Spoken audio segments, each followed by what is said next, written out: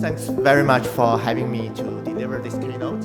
So I think rather than just giving an overview of the report itself, I would also look beyond what's after the report. And I had the privilege to serve as the expert advisory panel members representing Australia for this report. And many of the experts in this room have contributed to that discussion, feedback through reviews. And Australian scientific contribution has been reflected in this report significantly.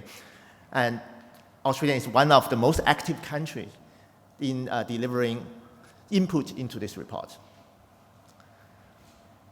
So the report is 220 pages. I thought if I'm going to use the next 15 minutes to summarize it, probably it's going to be unsafe use of me, not of AI. So I'm going to just make a few remarks on the important things I think is interesting and identify what it means to Australia. So the first thing is this report scope is strictly on general purpose AI. However, I think there's a misunderstanding of general purpose AI versus the traditional general purpose technology. Traditional general purpose technology, you need to do additional domain engineering to make it useful for some use cases. But the general purpose AI we are seeing today is actually an aggregation of all the narrow purpose AI, which seemingly works out of the box. So it's an aggregation of narrow purpose AI rather than a general purpose AI requires additional engineering. Additional engineering gives us additional understanding of the context, risk controls. Because of the lack of that, there are significant risks that the general purpose AI has compressed the safety control and understanding into something seemingly working out of the box. Another one is the capability is really a jagged frontier as people are looking at. We see very rapid advance in domains that we know the answer once we see it. For example, you can ask, it's extraordinarily difficult to factor a very large number into factors. But once you see the two numbers, you multiply them back, you immediately know whether the answer is correct or not. So there are many domains like coding, mathematics, and some of the science problems are in that domain. We see significant progress in those domains. But in other problems that it is not very clear to know what is correct or not, whether it's aligned or not, it's still got a lot of jagged frontier and risks involved. The next one is really, there's a lagging of evidence. We're already seeing a lot of systems being deployed, but the data on the ground is not coming back fast enough, secure enough for us to understand the risks, to improve the systems. And finally, the risk management is moving towards runtime control. Pre-deployment assessment and evaluation is important, but it's very limited because this highly intelligent system, once they're released into a real world, there are things, context can shift, things can happen. So more runtime monitoring, control, and safeguards is going to be very important for AI safety rather than pre-release evaluation. So I'm going to talk about four things that I think was emerging out of the report. The first is very clear, is the capability is moving outside the model. Capability increasingly above the model layer, and many of the control and the risks are in the same way. So first, post-training. After the model being pre-trained, post-training, give them tools, additional data. The so-called harness around a model is really delivering the system capability boundary. The question is not, is this model capable of doing something, but what are the systems are capable of doing? This elicitation becomes very important. And so the opportunity actually for a lot of organizations and for a lot of countries is shifting from building the smartest model or the smartest system to building the smartest system that elicits, verifies, and controls these capabilities. The second interesting question, I think, emerging from this report is evaluation is becoming elicitation. In the traditional mindset, evaluation means scoring whether something is correct or not. But elicitation, or the new form of evaluation, is to discover what a powerful AI system or model can do. So the old question was often, what benchmark score did this model get? But the new question is, under what special conditions can these dangerous or beneficial capabilities be elicited? This is a very hard science problem to discover the boundaries of very reliable capabilities, failures, or misuses. So it is actually adversary science, I often calling it, because you have to actually design the benchmark in a unique way to test the reliable boundary, to deal with some of the potential deceptions that Mr. Charton mentioned earlier from the model. So elicitation methods becoming actually both a source of capability and safety. And they could be Australian leading in that space. Again, to this point of, it's not a trade-off between stronger beneficial capability versus safety. The same underlying methodology elicits very beneficial capability, but also some dangerous capabilities we need to control. The third thing I want to talk about is trust will not coming from transparency alone, and it needs to come from verification. What do I mean by that?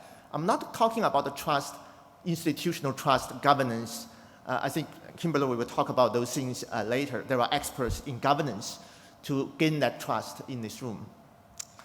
What I'm talking about is exactly what Minister Charton had mentioned. We often rely, to do proper governance, to have confidence, it relies on what we see the model is doing. So in the past, we've been relying on looking into the model, asking the model to do chain of thoughts. Tell me what you are doing, observing the reasoning traces, the execution traces. However, we have seen stronger evidence that many of the behaviors is shaped by evaluation. Once you put pressure onto an AI system to evaluate them, their behavior changes. They are starting to hide their reasoning traces. They are going to tell you something, but they're actually doing another thing. So this is really becomes the fundamental challenges of a lot of the current evaluation and trust. By looking into the model superficially on what they do, can no longer give us the trust that it's actually doing what it is doing. So alignment, deception is happening. And if you would put too much evaluation and stress testing, showing your working, those workings are becoming their performance rather than what's actually happening. So verification, trust but verify, verification on what exactly has been achieved through a triangulation of methods is going to be increasingly important. Finally, as I mentioned earlier, safety is a runtime control and under partial understanding. We do not fully understand it, but we can put things around the model to understand. So a lot of the safety guards we put into the model itself is actually very easy to remove. So there's this asymmetry between building model-level safeguards versus removing them cheaply later. So a lot of the safeguards need to be around the model rather than inside the model. And we also need operational evidences coming back to inform the best way of doing evaluation, monitoring, observing, control, recover, and eventually learn from it. So AI safety requires very trusted access to data, to operational evidence in the real world throughout the deployment lifecycle.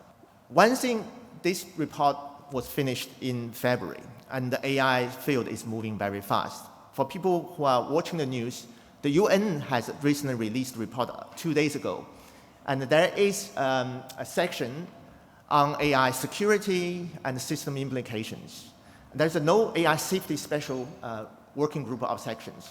So my colleague, Dr. Qinghua Lu from CSIRO, is the only Australian expert serving as an independent expert on the UN panel. She would have delivered a talk in this forum about the UN report, but she's actually in Geneva right now, joining the global dialogue of this report. And that demonstrates she leads the working group on AI security and safety, which demonstrates Australians' expertise and the respect to Australians around this field, very important field. So very briefly, in the report, it highlights some of the key challenges. Critical infrastructure and cybersecurity is very important. Deception, and through verification to defeat deception is very important. Synthetic media and deepfakes, and also system resilience. Acknowledging that sometimes AI will behave in the wrong way, but how do we recover from that? So the challenge is really about governing interacting AI system in the real world, rather than evaluating isolated models. So this is my final slides. And so what that leaves Australian? What's Australians' role in this?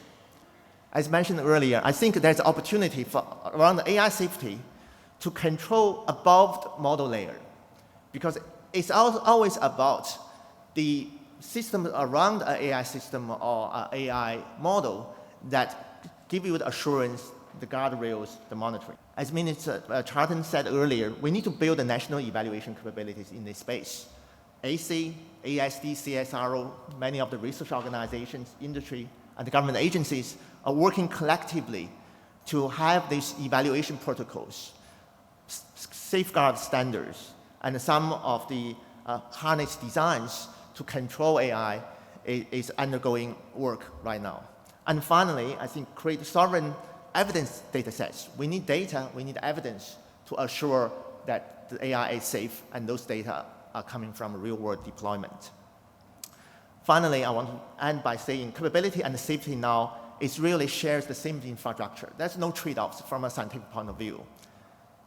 Discovering dangerous capabilities, beneficial capabilities, it uses the same technology and techniques. So maybe the opportunity for Australian is to lead in the field of AI evaluation, elicitation, and control.